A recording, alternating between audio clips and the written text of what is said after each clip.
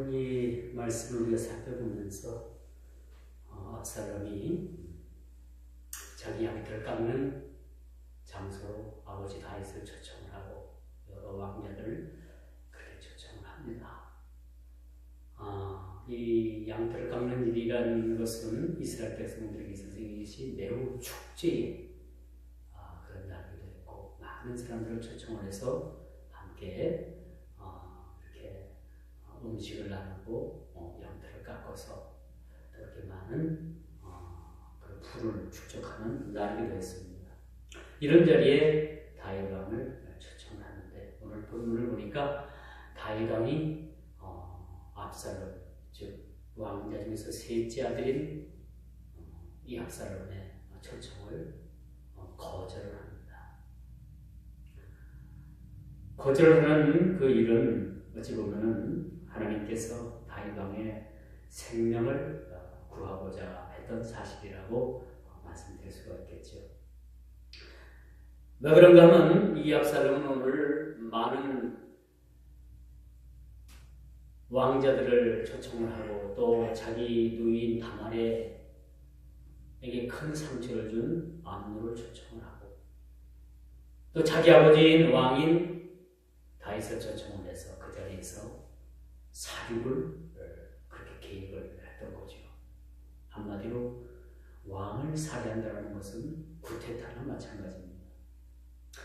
현대의 형법은요, 현대법은 이 근속 살인에 대해서 굉장히 다른 그런 죄보다도 무겁게 다룹니다.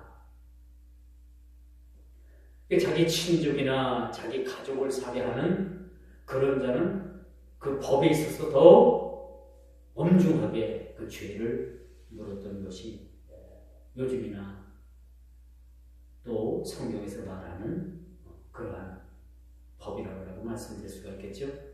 자, 통계에 의하면요, 이 근속 그 가까운 그 집안에서 일어나는 죄가 훨씬 더 통계를 따지면 많다고 합니다.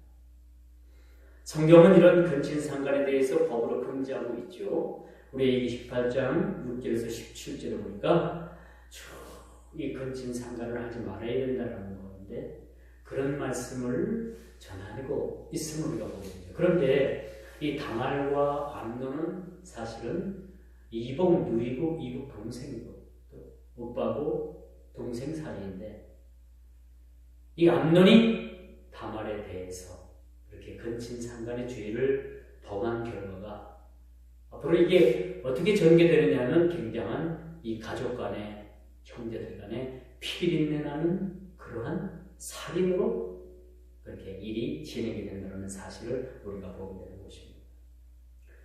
그저 오늘 이 본문에 보니까 왕자의 난이 일어나죠. 압살롬이 암논을 쳐 죽입니다. 그리고 그동안 2년 동안, 오늘 23절에 보니까 만 2년 후에, 그렇죠? 왜 하나님께서 왜 이런 시간적인 개념, 이 개념을 도입을 해서 이 말씀을 기록했을까? 2년이라는 세월이 흘렀습니다. 그리고 압살롬이 2년 동안 자기 누이인 다말에 대한 그러한 암논으로부터 그런 피해를 겪으면서 2년 동안 사실은 복수의 칼을 가른 날이기도 합니다. 그리고 만 2년이 되어서 압살롬은 자기 아버지 왕을 초청하고 암논을 초청하고 그 다윗의 아들들인 그 왕자들, 자식들을 초청하게 되는 거죠. 그리고 그 양털 깎는 자리에서, 그곳에서 자기 형인, 이복 형인 암논을 살해하게 되는 모습을 우리가 보게 되는 것이죠. 자, 이것을 왕자의 난이라고 해도 소제목으로서는 손색이 없는 말씀이라고 볼 수 있습니다. 암논은 이복 누이인 다말을 욕보인 탓에 그 오랍이 되는 압살롬에게 살해를 당하고 마는 거죠. 그야말로 암논이라는 이 다윗의 그 첫째 아들은 배륜합니다. 배륜아. 그렇죠? 왕자의 지위를 이용해가지고 되지도 않는 그러한 일들을 만들어가지고 한 여자의 일생을 망쳐놓은 것. 한 여자의 일생만 망쳤습니까? 이후로 말씀을 보게 되면은 아주 심각하게 다윗 가문에 큰 전쟁이 있게 되고 가족 간에 피를 흘리는 일들이 일어나게 되는 거죠. 여러분 왜 이런 일이 일어난다고 생각합니까?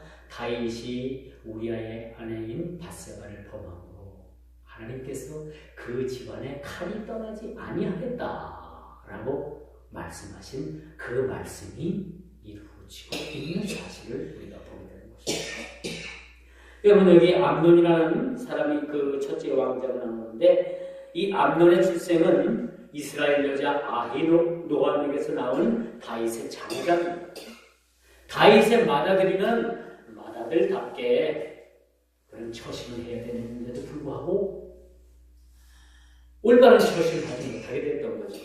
그래서 이 암논은 마땅히 죽을 죄를 저지른 겁니다. 사실은 죽어 마땅한 사람이고 왜 암논이 이런 삐뚤어진 길을 갖고 왜 암논이 이렇게 소위 못된 생각을 가지고 자기 이복 누이인 그 다말의 인생을 망쳤는가 보니까 소위 친구를 잘 사귀어야 되겠더라고요. 다윗의 형의 아들인 시므이의 아들이죠. 시므이의 아들인 누가 있었느냐 하면요.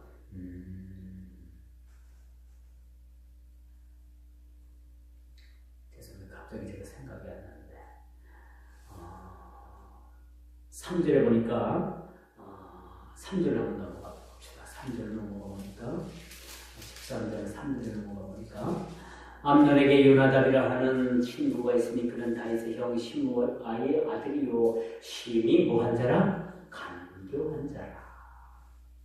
다윗의 형인 시므이의 아들인 요나답이 있었는데 그 사람이 어떤 사람인가 하니까 아주 간교하대요. 암논이 이런 위인과 놀아났으니 이런 위인을 친구로 삼았으니 그 마음이 온전하겠냐는 얘기죠. 온전하지는 않죠. 언제나 온전하지 못한 생각에서 온전하지 못한 행동에서 그릇된 일들이 일어나게 되는 겁니다. 여러분 이 정신이 올바르고 온전한 사람은 절대 그릇된 행동을 할 수가 없는 거죠. 여러분 그렇지 않겠습니까? 뭔가가 잘못된 그런 사고방식을 가지고 있으니까 하는 행동도 잘못된 거예요. 이번에 PC방 살인사건도 보니까 두 형제가 그 PC방에서 아르바이트하는 그 어떤 청년을 무참히 그냥 찔러 죽였지 않았어요? 그 사람이 그 두 형제가 올바른 생각을 가지고 있는 사람들이란 말이 아니란 얘기입니다. 뭔가가 사회에서 상처를 받았든지 뭔가가 그들 가정 내역에 뭐가 문제가 있든지 누구 잘못 만났든지 친구를 잘못 사귀었든지 뭔가가 사고방식이 다른 그런 사람이었기 때문에 이렇게 끔찍한 살인을 저지를 수가 있었던 거죠. 오늘 암논이 이렇게 될 수밖에 없는 그 사실도 시므이의 아들인 요나답이라는 그 인물이 있었는데 그 인물이 매우 심히 간교한 자였어요. 간사스럽죠. 간사스럽고 교활한 자였어요. 하나님은 이런 자들을 하나님께서는 심판하십니다. 우리는 하나님 앞에 순전한 마음, 순전한 마음을 가지고 우리가 세상을 살고 순전한 마음을 가지고 이웃을 섬기고 그런 삶을 살아야지. 우리 마음에 악독이 가득하면요 이 악독이 어디로 쓰러지든지 그 악독이 쓰러지는 대로 그 악독이 쏟아져 나오게 그래요. 이 포악한 자들을 하나님께서 심판하십니다. 우리 마음들을 포악한 데 두지 말아요. 우리가 참으로 순수한 마음을 가지고 또 우리 마음에 또 정직한 마음들을 가지고 그렇게 살아야 되는 거죠. 이런 자를 사귀었기 때문에 암논이라는 인생도 이미 종친자 중에 하나가 되었다. 인생의 종을 치면 어떻게 돼요? 끝난 거 아닙니까? 역사를 거슬러 올라가게 되면요, 심심찮게 왕자들이 나는 우리가 보게 됩니다. 비단 권력의 중심, 그 권력을 쟁취하기 위한 그런 쿠데타, 이런 난들도 있지만요, 요즘 사회적으로 보니까 자기 아버지 기업을 물려받으려고 형제들 간에 그냥 그렇게 막 서로 치고받고 싸우고 물고 물리고 그런 일들이 비일비재하더라고요. 여러분, 우리나라 기업들도 마찬가지. 죄송합니다. 그 자식들에게 그 기업을 물려주려고 하는데 그 자식이 여럿이면 어떻게 돼요? 서로 그 기업을 물려받으려고 그 서로 형제들 간에 자매들 간에 서로 암투가 벌어지는 일들이 비일비재하지 않습니까? 이제 오늘 압살롬이 자기 누이 다말의 원수를 갚는 일이지만은 이참에 자기 아버지 왕을 살해함으로써 자기가 일대 이스라엘의 왕이 될 꿈을 꾸고 있었던 거예요. 그렇기 때문에 하나님께서 다윗 왕을 그곳 어디입니까? 에브라임 곁 바할 하솔이라는 그 압살롬이 거하고 그곳에서 목장을 가지고 있고 그곳에서 양털을 깎는 곳으로 하나님께서 다윗을 보내시지 않으셨다는 겁니다. 이렇게 하나님께서 다윗 가문의 칼로 심판을 하시지만은 다윗의 생명만큼은 하나님께서 지켜주고 계신다는 사실. 그러므로 여러분, 권력과 부는 항상 불가분의 관계인 것 같아요. 누이 다말로 인해서 압살롬의 원한과 고통은 하늘을 사무쳤고 한 인생을 망가뜨리고도 회개할 줄 모르는 암논에 대해서 사실은 압살롬이 분개했죠. 오늘 23절 우리가 다시 한번 돌아가서 읽습니다만 만 2년 후에, 왜 오늘 본문 기자가 유독이 왜 1년도 아니고 2년, 만 2년, 그것도 2년을 다 채운 그런 연수를 왜 이야기하고 있을까요? 여기서 우리가 말씀을 통해서 우리가 깊이 생각해 볼 부분들이 있습니다. 2년 정도가 됐지만 여러분, 2년 정도 시간을 줬으면 암논이 압살롬을 찾아가가지고 무릎 꿇고 싹싹 빌었어야 되는 거 아닌가요? 그렇죠? 살려달라고 빌었어야 돼요. 아무리 자기가 형이고 압살롬이 동생이라 하더라도 빌었어야 되는 거예요. 근데 우리는요, 오늘을 사는 우리들을 하나 알려는 게 자존심 때문에 내 스스로가 잘못했어도 가서 잘못했다고 이야기할 줄은 몰라요. 그렇기 때문에 뭐가 어디까지 가요? 그게 법정으로 가요. 법정으로 가가지고 누가 잘못했네 잘했네 해가지고 나중에는 양쪽이 다 재판을 하고 나면은 서로 천천지 원수로 되잖아요. 오늘 본문도 마찬가지입니다. 2년이라는 세월을 줬으면 암논이라는 그 위인이 생각이 똑바르고 어느 정도 생각할 줄 알고 어느 정도 느끼는 위인이라면 압살롬을 찾아갔어야 돼요. 찾아가가지고 죽을 죄를 졌다고 싹싹 빌어야 됩니다. 거기서 압살롬한테 맞아 죽든지 칼에 목이 잘려나가든지 그건 압살롬이 한 일이고 가서 빌었어야 되는 거죠. 용서를 구했어야 되는 거죠. 그렇지 않았습니다. 더 큰 것은요, 아버지 다윗이 그 아들들의 관계가 그렇게 꼬였으면은 2년 정도 안에 얼른 자식들을 화해시켰어야 되는 거예요. 그렇죠? 그래야 되지 않겠습니까? 암논에게는 그에 마땅한 벌을 내렸어야 되는 것이고 마땅한 것이죠. 죄를 지었기 때문에. 압살롬에게는 분을 품은 마음을 달래서 풀어줬어야 되는 거예요. 최소한 아버지로서의 자식들에 대한 인간적인 도리, 부모로서의 도리를 다하지 못한 사실에 대해서 압살롬이 분개한 겁니다.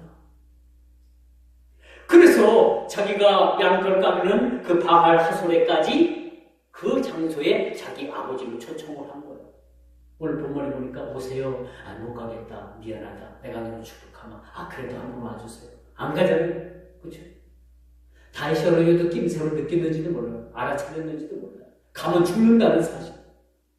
거기까지 뭐 알아차리지 못했다 하더라도 어느 정도 낌새는 있었어요. 그러니까 뺐잖아. 안 가고 뺐잖아, 그 자리를. 그 아버지가 2년 연근하면 자식들에 대해서 다 원한을 풀어주고, 마땅히 없는 에 대해서는 그에 맞는 걸맞는 징계를 했어야 되는 것이 사실인데, 그게 없었다는 거예요. 여러분, 자식들을 키워도 채찍을 때릴 때, 내야 때, 아주 이 채찍에 대해서 달게 때려야 돼요. 어려서부터 도둑질하고 집안에 있는 돈을 훔쳐나가는 그런 자식이 있으면 여러분 아주 매를 강하게 때려서라도 그 버릇을 고쳐놔야 되는 거예요. 그렇지 않겠습니까? 그렇죠. 제가 어렸을 때 저는 이제 국민학교 1학년밖에 안 되고 제 형님은 국민학교 4, 5학년 정도 됐었는데 어느 날 형님이 충주 시내 나가자는 거야. 근데 돈이 있어요 말이지. 근데 제가 아버지가 그 만주에서 이제 저희 할아버지께 우리 집 외할아버지께서 그 만주에서 가져온 아주 큰 가방이 있었어요. 이제 일본 외종 때 저희 어머니가 이제 어머니 가족 쪽으로는 아들이 없으니까 우리 어머니가 이제 뭐 마당 아들 역할을 했죠. 그래서 이제 그 부모님 물품을 어머니가 이제 이렇게 그걸 받아가지고 그렇게 살았는데 그 만주에서 가져온 가방 뭐 겉에서 보면 아주 튼튼해 막 못도 걷어서 쫙 박아놓고 그 가죽으로 소가죽으로 된 가방인데 그 속에다가 옛날에 그 부지대라는 게 있었어요. 시골에 보면 국민학교 그 학교를 짓고 부지가 부족해가지고 우리 학부모들한테 부지를 구입할 수 있는 부지대를 내게 했단 말이에요.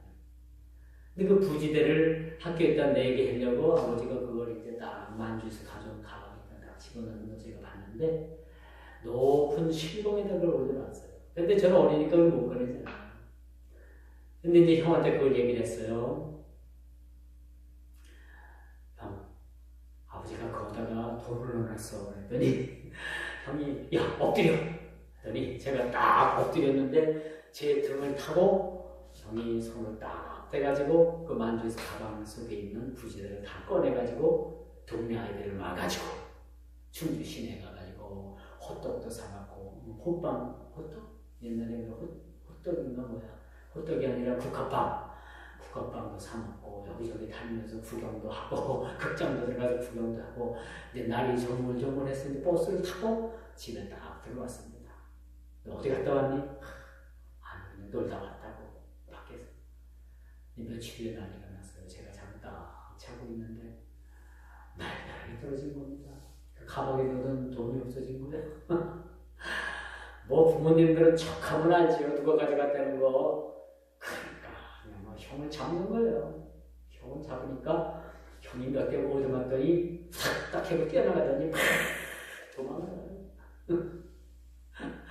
그래서 저는 잔치하고 누워 있었는데 아버지가 저를 탁 타면서 이놈들 나쁜 놈이라고 그래서 나도 한 대 팍 때리는 거예요. 그래가지고 또 저도 막 형을 따라서 막 도망을 갔죠.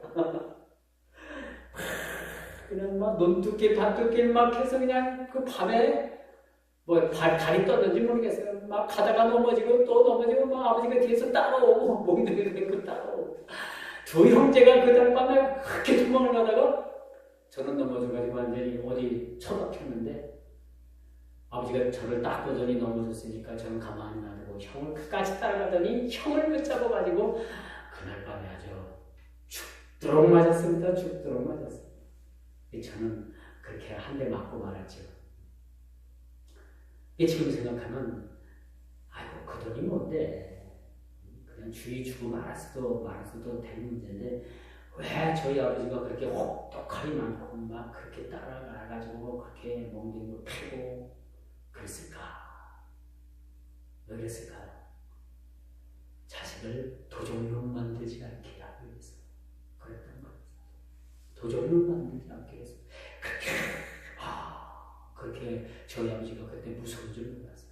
저도 웬만하면 도망간다고 때리면 때리는 대로 다 맞고 앉아있는 그런 독한 저희 어머니가 저보고 너무 독하대요. 때리다 저희 어머니가 지쳤어요. 그래서 독한 놈이라고 하고 그 다음부터 매를 하는 데더라고요. 근데 저도 얼마나 겁이 나서 그렇게 도망갔을까. 근데 그게 지금 잊혀지질 않아. 남의 것을 손대면 안 된다. 도적질하면 이렇게 매를 맞고 이렇게 되는 거예요. 그걸 깨닫게 하기 위해서 부모가 아버지가 그렇게 하셨던 것 같아요. 사실은. 근데 다윗에게는 이러한 그 암논에 대해서 그 자식에 대해서 이런 채찍이 없었던 거예요. 그러니까 셋째 아들인 이 압살롬이 가만히 보니까 아버지도 그게 아니거든. 이렇게 나가다 가만히 보니까 이제 장차 왕이 자기 형이 되고 나면 더 큰 일이 날 것 같거든. 이참에 다툴 없자. 내가 사는 길은 이거다. 그렇게 생각하고 오늘 왕자에 나는 이렇게 되는 거야. 그리고 자기 누이인 다말을 일평생 그렇게 완전한 인생에 뭐라고 말할 수 있겠습니까? 고통 속에 물어놨던 그 자기 누이에 대한 원수를 갖게 되는 모습을 우리가 보게 됩니다. 여기서 보면 피는 피를 부를 수밖에 없는 것이죠. 암논에게는 그에 상응하는 벌을 내려야 되는 것이 맞다는 했습니다. 그런데도 벌을 내리지 않았고 요즘 말로 말하면 이 다말 그 다윗의 딸에게는 심리치료를 뭐 심리치료가 뭐 있겠습니까? 다윗 왕이 그 딸을 데려다 품고 얘야 얼마나 내가 마음이 아프겠니? 하지만 괜찮다. 앞으로 내가 너를 도와주고 너의 인생을 내가 책임지겠다. 너무 슬퍼하지 마라. 그렇게 다독였어야 돼요. 이게 뭐 심리치료의 하나의 방법입니다만 이런 일조차도 하지 않는 거죠. 그냥 방치시키고 이 다말은 일평생 동안 그가 그 한 사건으로 인해 가지고 일평생 평생을 불의한 삶을 살다가 죽을 수밖에 없는 거죠. 요즘 말로 말하면 심리치료라고 말합니다. 공부할 때 음악치료라는 그런 과목이 있었어요. 그런 학기를 들었는데 그 교수님이 아마 서울교육대학에서 강사를 해도 뛰었고 제가 배울 때도 강사로 오셔가지고 그렇게 가르쳤던 분인데 참 잘 가르쳤어요. 이태리에서 성악 공부를 했고 이제 음악 교수라가 그렇게 경력을 쌓기 위해서 그렇게 저희를 가르쳐줬던 분인데 엊그제 페이스북에서 이렇게 보니까 그분이 있어요. 그래가지고 제가 친구 신청을 하고 메신저를 날렸죠. 그랬더니 저한테 바로 답이 왔어요. 목사님 잘 계시는지요? 저는 지금 공연을 보고 있는 중입니다. 아마 이태리가 있는 거예요. 이태리. 뭐 이태리에서 공부를 했으니까 늘 그쪽에서 아마 활동을 하시는 분 같은데 공연을 보고 있다고. 그래서 말씀 준비하면서 그분이 음악 치료에 대해서 저희들에게 강의를 했던 모습들이 좀 깨어버리던 얘기입니다만 좀 일들이 새로 생각이 나더라고요. 음악을 통해서 치료를 해주는 그러한 과목을 제가 배웠습니다만 지금은 다 까먹고 잊어먹었어요. 근데 이렇게 우리가 사실 치료가 필요한 겁니다. 압살롬의 누이인 이 다말에게는 사실 아버지로부터의 그런 따뜻한 눈길과 보호함이 사실 필요했는데 이렇게 방치시켜. 그러니까 암논이라는 인생도 죽음으로써 인생을 망쳤지요. 다말이라는 그 여인의 인생도 그 인생을 망친 겁니다. 여기서 끝납니까? 다윗 가문에 이제 압살롬이 반역죄로 이제 압살롬마저도 죽임을 당합니다. 이게 다윗 가문에 하나님께서 내리시는 징벌이었습니다. 그 이유가 뭐라고 생각을 합니까? 자기 부하 장수 우리아를 그렇게 전쟁에 내몰아서 죽인 그런 대가입니다. 그리고 남의 아내를 빼앗은 대가가 이렇게 가정의 가문에 아주 참혹하리만큼 하나님께서 심판하시는 모습을 우리가 보게 되는 거죠. 여러분, 인과응보라는 말을 아십니까? 인과응보. 악한 일을 하는 자에게는 하나님께서 벌을 내리시고, 착한 일을 한 사람에게는 하나님께서 상을 내리시는 겁니다. 이것이 인과응보의 법칙인 거예요. 여러분, 틀린 말이 하나도 없어요. 악한 자는 하나님께서 심판하셔요. 그러면 우리는 하나님의 이런 눈을 두려워할 줄 알아요. 하나님을 생각하면 우리가 하나님 앞에 나와서 무릎 꿇는 여러분, 하나님이 참 두렵죠? 두렵습니다. 두려워요. 그렇게 두려운 마음으로 하나님 앞에 우리 죄를 다 토설을 합니다. 하나님, 두려워서뿐만 아니라 우리가 이 죄를 가지고 살 수 없기 때문에 하나님 앞에 나오면 자동적으로 우리가 우리 죄를 토설할 수밖에 없는 거죠. 하나님은 두려우시면 하나님은 사랑이시라라고 하니까 이거 하나님 수염, 하나님은 수염이 있는지 없는지 모르겠지만 수염까지 끄들려고 하는 일은 있어서는 안 되는 거죠. 최소한 우리가 하나님을 믿으면요, 하나님을 두려워하는 마음들은 가지고 살아요. 하나님은 사랑하니까 이래도 사랑, 저래도 사랑, 뒤로 가도 사랑, 앞으로 가도 사랑, 거꾸로 가도 사랑, 제 사랑인 줄 알지만 아니에요. 하나님은 우리 인생들에 있어서 옳지 못한 일에 대해서는 반드시 준엄한 심판을 내리신다는 사실입니다. 두려우신 하나님이라는 사실을 우리가 잃어버리고 있는데, 하나님은 우리 일거수일투족까지도 보고 계시는 하나님이십니다. 마땅히 우리가 하나님을 두려워할 그러한 두려울 자리에서 우리가 두려워하지 않는다면 하나님은 이에 대한 두려움을 우리에게 가르쳐 주실 수밖에 없다는 거죠.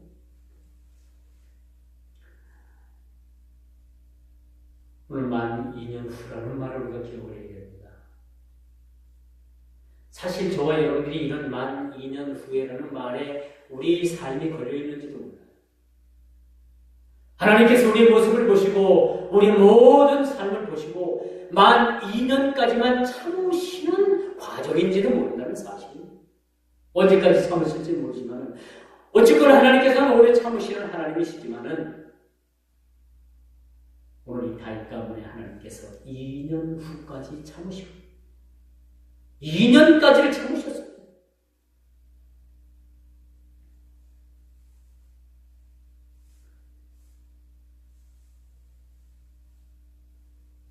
그런데 여기서 압살롬이 이런 생각을 하면서 자기 욕심이 들어간 겁니다.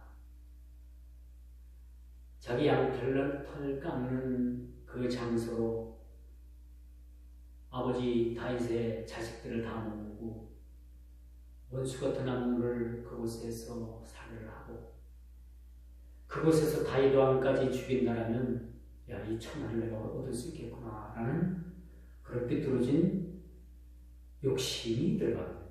욕심. 우리 인간에게는 누구나 다 욕심이 있어요. 저도 욕심이 있고 여러분들도 욕심이 있고, 그렇죠? 다 욕심 없는 사람 없어요. 난 욕심도 없고 아니에요. 다 우리가 이 꽃 앞에 땅 갖다드리게 되면요, 다 욕심이 있는 겁니다. 이게 누구나 부인할 수 없는 사실. 여러분 특정인 여러분들에게만 말하는 것이 아니라 인간은 누구나 다 그렇다는 얘기죠. 압살롬이 여기서 욕심 들어갑니다. 암논 하나만 제거한다라면 그것도 그렇겠는데 암논을 제거할 뿐만 아니라 자기 아버지까지도 살해할 계획을 가지고 있었다. 암논을 죽이면은 그 다음에 장자로서의 압살롬이 있는 겁니다. 물론 셋째지만 자기 위에 형을 죽었어요. 일찍이 어려서 죽었기 때문에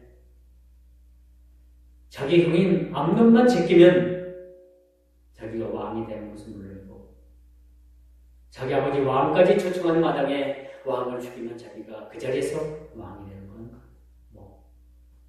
누구나 부인할 수 없는 사실이 되고 가는 거죠. 이렇게 압살롬의 정치적인 이야기를 우리가 보게 됩니다. 자신의 일신의 영달을 위해서 평생 모시던 스승을 하루아침에 헌신짝처럼 버리는 사람들도 많이 있습니다. 자기 아버지인 왕을 어떻게 죽이려고 계획을 세웠을까? 물론 이게 실현된 얘기는 아닙니다. 실현된 이야기가 아니기 때문에 본문 기자는 더 이상 그 뒤의 이야기를 쓰지 않습니다. 그렇지만 그 피비린내나는 자기 형을 죽일 계획을 가지고 있었던 그 자리에 다윗 자기 아버지를 초청했다는 것은 다윗 왕도 제거할 수밖에 없는 그런 마음을 가졌다는 것을 우리는 은연중 말씀을 통해서 우리가 확인할 수가 있는 거죠. 그래서 옛말에 그런 말이 있어요. 호랑이 새끼를 키우고도 사람은 키우지 못한다. 비록 그것이 부자지간이라 하더라도, 그것이 사제지간이라 하더라도, 그것이 목사의 어떤 선후배 관계에 있다 하더라도, 어떠한 그런 관계에 있어서도 그런 말이 참 실현되는 것이 불행입니다만, 실현돼서는 안 되겠지만은, 요즘 제 주위에 보면 그런 일들이 많이 있어요. 30년 지기 스승으로 모셨고, 선배로 모셨고, 어른으로 모셨던 그런 사람 등에 비수를 꽂고 자기가 한번 해보겠다는, 이젠 권력을 자기 잡고 자기 휘둘러보고 자기 수호에 자기 가장 안 맞는, 입만 맞는 사람을 요소 곳곳에서 빨대처럼 꽂아놓고 한번 해보겠다고 하는데 그건 착각이죠. 절대 그렇게 될 수가 없는 문제라고 우리가 볼 수가 있습니다. 참 압살롬도 누이 하나만을 생각하고 자기 아버지에게 탐문을 했으면 어떤 대안이 나왔을까라고 생각을 해봅니다만 압살롬도 생각이 너무나 악했습니다. 어찌 한 가족이 한 대를 탔다고 하면서 이렇게 할 수가 있을까? 참, 자신들은 한 대를 탔다고 했는데 30년 그렇게 한솥밥을 먹었던 그러한 사이에서 어떻게 등에 빗을 꽂을 수 있을까? 지금 그런 문제들이 참 의아해할 수밖에 없습니다. 과연 이런 사람의 마음은 어떤 심장을 가졌을까? 과연 이런 사람들의 피는 어떤 색깔일까? 그래서 거기까지 한번 생각을 해볼 수 있습니다. 여러분, 이처럼 이 가족사는 피를 부르는 전초전으로 발전하게 되는 거죠. 여러분, 과거의 유신 정권 시절에 그 독재자가 정권을 유지하기 위해서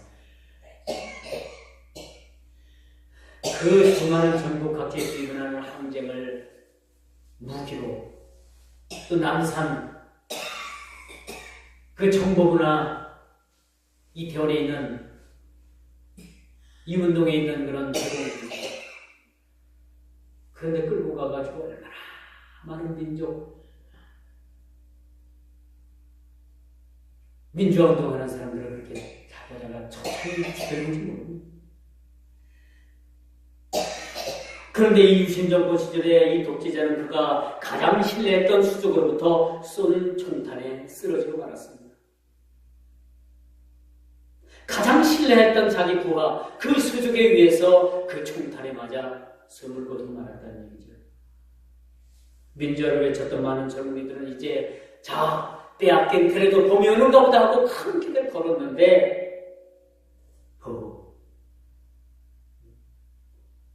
뭐 피하고 보니까 뭐가 나타난 거예요.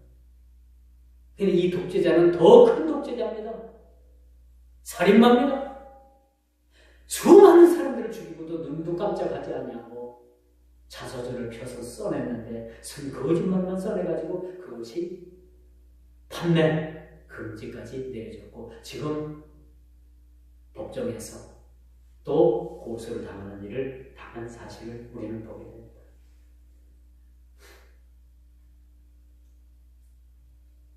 그런데 하나님께서는요, 이런 암논의 죄를 비록 그 형제에 의해서 죽임을 당했지만은 하나님께서 죄를 물으셨다는 겁니다. 그 죄의 대가는 그 이복 동생에 의해서 죽임을 당하는 것이었어요. 거기 하나님께서 심판하시는 다리 가운데 칼의 심판임을 우리가 보게 되는 거죠. 피를 묻히는 자리에 있는 것은 좋은 일은 아닙니다.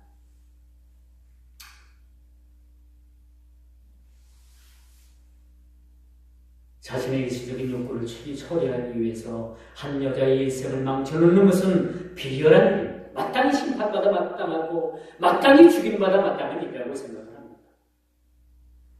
이 피해를 당한 쪽은 통한의 세월을 보내야 하기 때문입니다. 엊그제 우리 충북로의 전도부 주관으로 지금 청주중학교에서 집회가 있어요. 노래 주관. 오늘 저녁이 마지막입니다. 어제 낮에 제가 한번 다녀왔어요. 다녀왔는데 오전에 다녀왔는데 그 서울의 삼재경교회 김관선 목사님이라고 말씀을 참 잘 전하시더라고요. 그 목사님이 한 가지 예를 들었는데 아주 좋은 말씀을 하나 해서 여러분들에게 오늘 소개를 하러 갈게요. 그 교회에 어느 집사님이 신장이 안 좋아가지고 자식한테 신장을 그렇게 띄워서 받아야 되는데 자식들도 뭐 이제 직장도 제대로 잡지도 못하고 가난한 집사님이었어요. 그래서 이제 신장 이식을 받아야 되는데 4천만 원이 들어가는데 이제 돈이 너무 많이 들어가니까 못하고 있는 거예요. 그래서 그 교회 어느 집사님이 목사님을 찾아왔더래요. 이 목사님이 그 집사님이 찾아오기 전에 목사님이 이걸 내가 좀 해줘야 되겠다. 이렇게 어렵고한 선물을 제가 어떻게든 좀 해줘야 되겠다 라고 생각하고 있었는데 어느 남자 집사님이 찾아와가지고 자기가 4천만 원을 내놓겠다고 하는 거예요. 그리고 자기 혼자 내놓는 것이 아니라 자기와 뜻을 같이 하는 사람들까지 모여가지고 그렇게 4천만 원을 만들어가지고 이걸 수술시켜드리겠습니다. 그 목사님께 그렇게 얘기를 하더래요. 그 목사님이 뭐라 했겠어요? 그 집사님한테. 이런 거 같으면 뭐라고 하겠어요? 아이고, 고맙다고, 잘했다고. 칭찬해 준 거예요. 그런데 이 목사님이 안 된다고. 이런 지연 아주 딱 거절을 하네요. 안 된다고.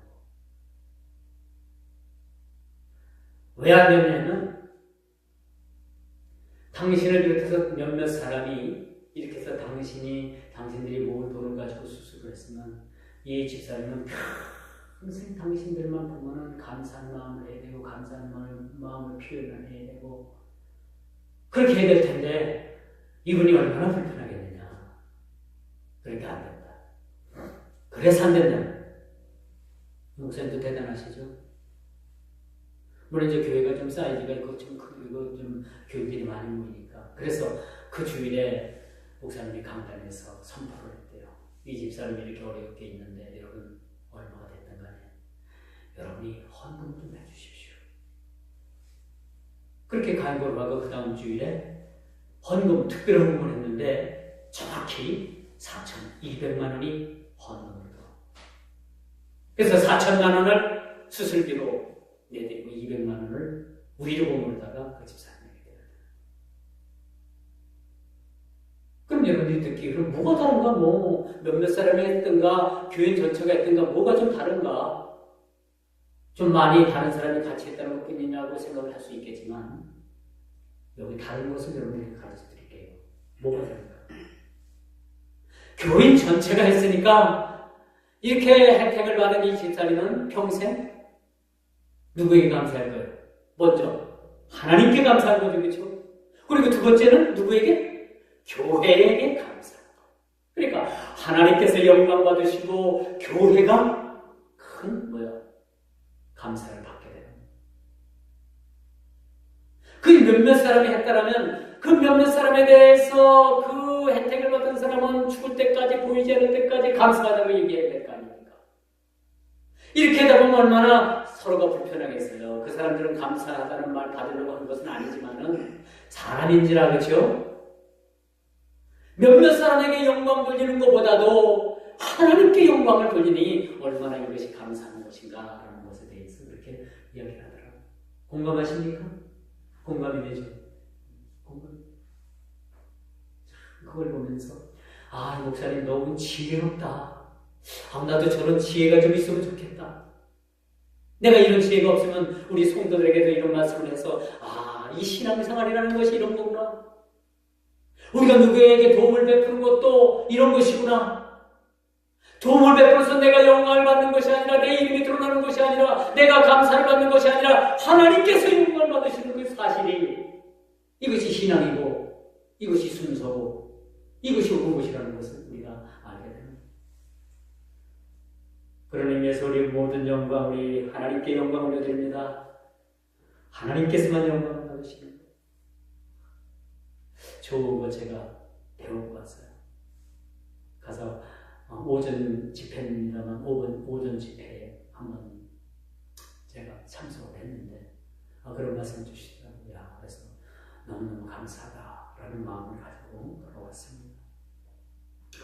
우리가 일을 처리해도 이렇게 매끄럽고 이처럼 하나님께 영광을 돌리는 일들로 우리가 참 일을 처리하게 되면 얼마나 좋겠어요. 우리 모든 삶이 우리 성도들의 모든 삶은요 다 그렇게 돼야 돼요. 다 하나님께서 영광만 받으시면 돼요. 그렇죠? 왜 그렇다고 생각을 합니까? 목사님 참 피도 눈물도 없는 분이구나. 그래도 목사님이 알아주셔야지. 물론 저도 알아주지요. 그런데 제가 알아주고 제가 뭘 여러분들에게 드러내면 천국의 상급이 훼손돼요. 그렇죠? 여러분 이 땅에서 받기 위해서 하는 일 아니죠? 다 하나님 나라 가서 상급 받기 위해서 여러분들이 하는 거예요. 그렇지 않겠습니까? 여러분들 수고하고 참 힘에 겹도록 여러분들 심고 힘에 겹도록 여러분들 하는 거죠. 다 합니다. 그런데 제가 여러분들에게 일일이 강구하지 않고 드러내지 않고 왜 그런지 아닙니까? 하늘나라 상급이 온전히 하나님 나라의 상급이 그것이 온전해지기 위해서 물론 하나님 앞에 감사하고 제가 기도하죠. 은밀하게 여러분들에게 하는 것은 바로 하나님 나라의 상급입니다. 하나님께서만 영광을 받으시고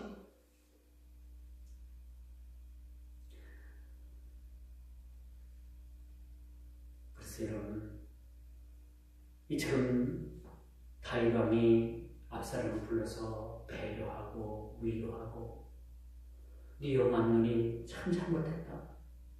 내가 그에 마땅한 벌을 주마. 그렇게 불러서 이야기 한마디만 했어도요. 이렇게 자식들 간에 피 흘리는 죽고 죽이고 물고 물는 일은 없었다는 것을 우리가 보게 되는 거예요. 여러분 사람 죽이고 살리는 게 쉬운 일입니까? 아니 사람 목숨 가서 죽이는 게 쉬운 일이에요? 쉽지 않아요. 어떻게 사람이 사람을 죽입니까? 여러분 그렇지 않아요? 근데 이렇게 될 수밖에 없는 것은 얼마든지 이런 일을 위험에 방지할 수 있음에도 불구하고 다윗 왕의 우유부단한 성격이라고 저는 생각을 합니다. 이게 시시하고 말이래요? 이게 2년 동안 덮고 말이래요? 덮는다고 될 일입니까? 아니요. 2년 동안 기간을 줬어요. 기회를 줬어요. 그러면 불러다가 어떻게든지 그 문제를 해결해야 되지 않겠습니까?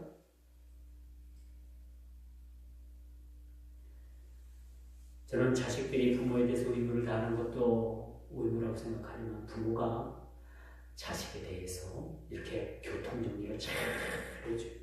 할렐루야. 여러분들도 하나님의 지혜를 가지고 이렇게 자식들에 대해서 교통정리 잘 해줘야 됩니다. 오늘 우리에게 준 교훈이 바로 그런 거예요. 다윗이 교통정리를 잘못한 거예요. 그러니까 이렇게 피비린내 나는 그런 가족 간에 자식들 간에 죽이고 물고 물리는 그런 이런 불상사를 하지 않습니까? 그러므로 우리는 의무는 다하지 않고 간섭만을 좋아하는 태도는 버려야 되는 거죠.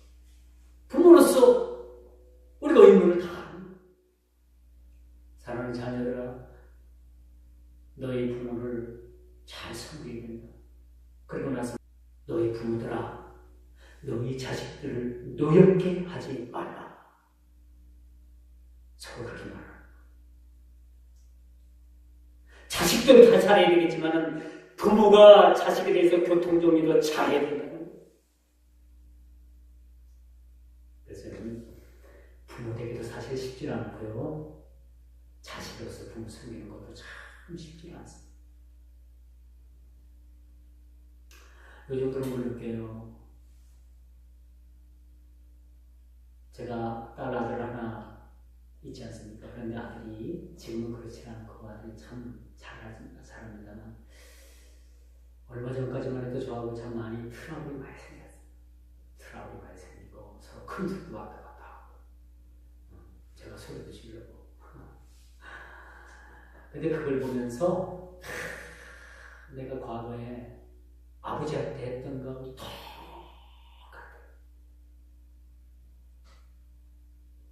내가 아들하고 그렇게 큰 소리 치고 그런 어떤 그렇게 불편한 관계를 그렇게 갖고 그런 관계를 보면서 제가 젊었을 때 아들 쪽 같은 그런 시절에 아버지와 저와의 그런 트러블, 아버지와 저와의 그런 불편한 관계하고 왜 이렇게 똑같은지 거기서 제가 무릎을 칠 수밖에 없어요. 내가 그때 내 육신의 아버지한테 그렇게 내가 불순하고 그렇게 잘못했다는 것을 자식을 통해서 그대로 보여줘. 이제 스스로 부끄러워. 어찌 이렇게 똑같이 자식을 통해서 내 마음을, 내 가슴을 이렇게 찌르고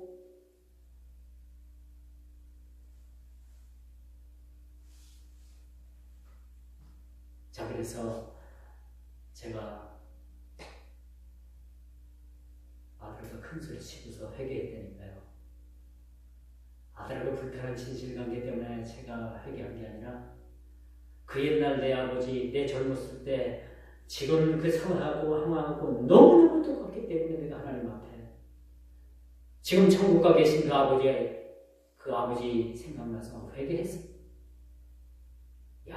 하나님께서 왜 이렇게 똑같이 그런 사건을 만들고 그런 일들을 통해서 왜 그렇게 깨닫게 하시는지,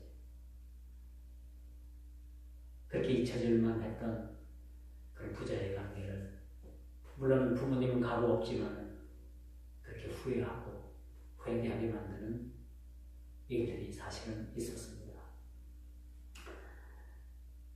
저 의무는 다하지 않고 간섭만을 좋아하는 태도 때문에 이런 일들이 일어난다고 봅니다.